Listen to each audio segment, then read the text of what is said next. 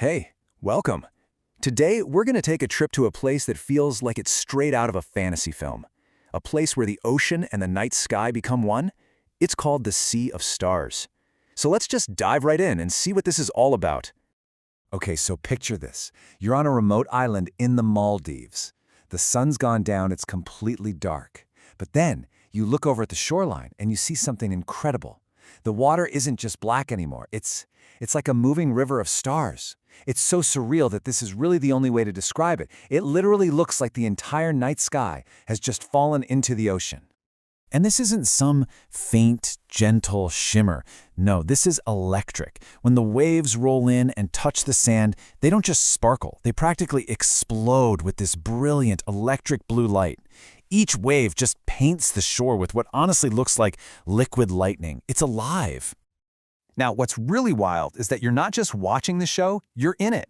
Every single step you take in the wet sand, every time you dip your hand in the water, it sets off an immediate burst of light, like blue fire. You can literally draw glowing patterns in the water that just dance for a moment before fading away. The feeling of being there is it's unreal.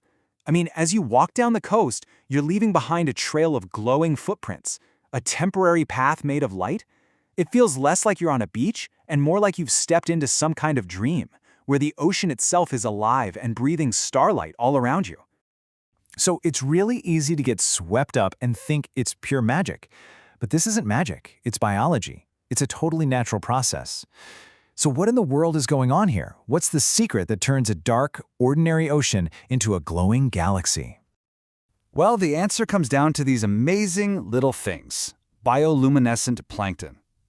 We're talking about microscopic organisms, these tiny little life forms just drifting around in the warm tropical sea. They are the artists behind this whole light show, and they create their own light whenever something disturbs them. So, how do they do it? It's actually a pretty clever defense mechanism. When a plankton gets jostled, by a wave or your foot, it triggers a defense.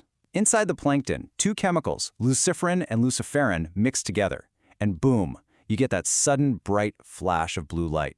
It's basically a tiny little alarm system meant to startle anything that might be trying to eat it.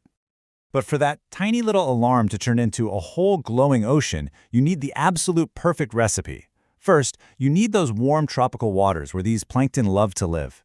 You also need really calm currents so they can gather together in massive, massive numbers. And, maybe most importantly, you need a pitch-black, moonless night so their light has no competition. When all of those things line up perfectly, you get this. But here's the thing, even when you have that perfect recipe, this glowing sea isn't something you can count on. It's much more special than that. It's really a fleeting miracle, a reminder of just how delicate nature is. If you talk to people who live near these shores, they'll tell you the glow is completely unpredictable. One night, it can just appear out of nowhere and light up the whole coastline for hours. And then, just as fast, it can be gone. It's a powerful and beautiful reminder that some things in nature are just for a moment. And that's because it all comes down to this really fine balance. These plankton need clean water, quiet, calm darkness. That's where they thrive. But that magic is so easily broken. Things like pollution, too much artificial light from buildings nearby, or even a lot of noise and commotion can make the glow fade away completely.